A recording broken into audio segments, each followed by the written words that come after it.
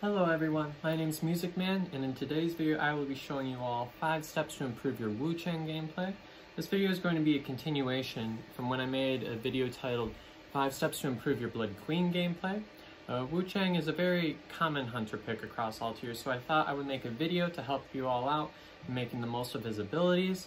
I tried to keep these tips as something that both beginners and players a little more advanced could learn something from. So without further ado, let's get into the video. Step 1. Have a plan for early game. Wu Chang thrives on his ability to start a chase within the first 5 to 10 seconds of his game. With my time playing as Wu Chang, I've figured out both a beginner and a more advanced take on Wu Chang's early game. For all of you maybe more casual players, the first option may seem appealing, although as you get more competitive, you may need to move to the second plan that I will later explain to maximize Wu Chang's early game potential. Here is the first strategy for you all. From the beginning of the game, you start as White Wu Chang. What I would recommend is that you use your secondary umbrella ability to highlight whether or not survivors are at a cipher location or not without actually committing to teleporting there. With your main body, you should start walking to the nearest cipher. This allows you to check out 2 locations at once, and then all you have to do is take the path that allows you to get the best early chase, ideally, if you find a survivor worth chasing. Of course, if you don't find a survivor this way, you can keep throwing your umbrella on other ciphers until you find a survivor worth chasing. The second option is the one that you will see most competitive Wu Changs doing, which requires a bit of homework in memorizing spawn points. If you have your spawn points memorized, you can easily teleport right to a cipher and get a chase started within the first 5 seconds of the game. If you are willing to put the time into actually memorizing the spawns, I personally found this to be the most rewarding method. In higher tiered gameplay, every second counts, and the sooner you can start a chase, the more likely you are to win the game. Step 2. Take advantage of each color's perks early game. This mostly has to do with recognizing Wu Chang's base stats. White Wu Chang has a ridiculously large hitbox, and this may be adjusted in the near future, but for right now, it can be very much taken advantage of. And he has very good movement speed, especially with the Soul Siphon after Presence Mark 1, while Black Wu Chang has very good stun recovery and can break pallets very quickly. Black Wu Chang is slower and has a smaller hitbox, but knowing this can help you a lot in a game, because White Wu Chang with his extremely long attack and good movement speed is good against survivors which use transitional kiting. Transitional kiting is, in a nutshell, bouncing from area to area and basically outrunning the hunter for long periods of time. Black Wu Chang, however, with his fast pallet breaking, can be a lot better at countering tight kiting, or in other words, pallet looping. You can use this to your advantage by trying your best to take advantage of what form you're in and leading survivors into areas that are stronger for your specific form.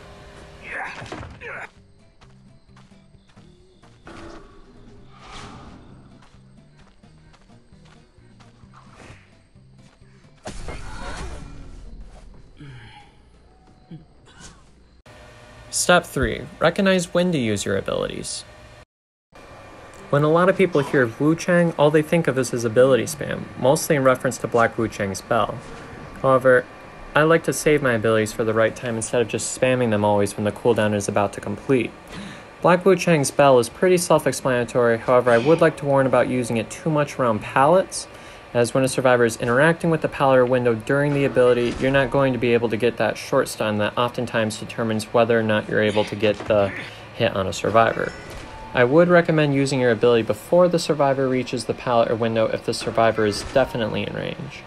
White Wu Chang's Soul Siphon, however, is a little bit more tricky. It offers very little when a survivor is pallet looping you, however, you can use the Soul Siphon after a successful attack to zoom right back up to them to get within range to follow up with another attack, if that survivor chose to take the speed boost and transitional kite. Under special circumstances, however, you can get more creative with the Soul Siphon ability. For instance, if a survivor is trying to last-second rescue, using your Presence 1 ability, you can Soul Siphon the survivor in the distance to force the survivor to either rescue after half or not be able to rescue at all. The main counters to this type of camping strategy are Merc, who can elbow pad away, and any stunner who can stun you out of your siphoning ability. If you are able to pull that off, however, that is how the Soul Siphon ability can change the whole outcome of the game for you by stuffing rescues and not having to waste precious time with rebound kites and tie turner.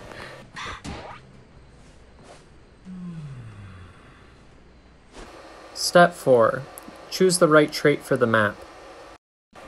This step is pretty simple. Generally speaking, if it's a small map, run Blink, and if it's a large map, run Teleport. This has changed a lot from previous seasons, by which peepers were overwhelmingly considered the best trait for him. This changed in, I believe, Season 10, when peepers got a major nerf. This nerf affected how much peepers slowed down survivors, and how long the peepers actually lasted. I personally barely use him on small maps, and such, I run Teleport with him almost every single game. I personally like to use him best on Moonlit and Lakeside, two of the largest maps in the game. You can have success with him on Leos and Eversleeping, however, the kiting resources in those maps I find are tough for his playstyle and abilities. I personally like using Teleport on larger maps in the case that I find a survivor first that I do not want to chase, and if I am able to get an early down, Teleport can also make for some insane map pressure. Step 5. After teleporting, use your first attack wisely. This is something that you either may or may not be aware of, but is something that can mean the difference from landing an attack or 10 to 15 more seconds of kiting. After Wu Chang teleports, you will see that his umbrella has a glow effect. This effect makes it so that for one attack, Wu Chang's wind-up time is significantly shorter. This is especially crucial if you are White Wu Chang, as White Wu Chang has a significant wind-up time. So basically, just don't waste your first attack after teleporting, and you should have a relatively consistent first attack if you play your cards right. This is currently the build that I like running with Wu Chang. We see I got the Insolence, the Detention. I find that Insolence is good for the early game, Detention for the late game, Tinnitus, and then I put the rest into Palette Breaking. But just for some alternative builds, if you find this doesn't work out for you, some other common types of setups would be Detention, going all the way up. I would use that more in smaller maps. And you got your Berserker, your Wanted Order, and you can also, you need Tinnitus there. Now, if there's a few more stunners on the team, you can substitute this out for maybe some stunning. You can also go max out camping like that. You can also invest in claustrophobia. That's occasionally helpful. But I would recommend, if you're going to go up like that, this would typically be most helpful on maps like Arms Factory. And you can also, if you want, you can get Quenching Effect if you decide you want to run Teleport most particularly. That's helpful. But yeah, there you have it. But just to reiterate, this is the build I'm currently using and the one that I've had the most success with. So I would say probably start with this, and you can get more specific to your needs as you get more used to playing with the character, but this is what I prefer the most. And there you have it.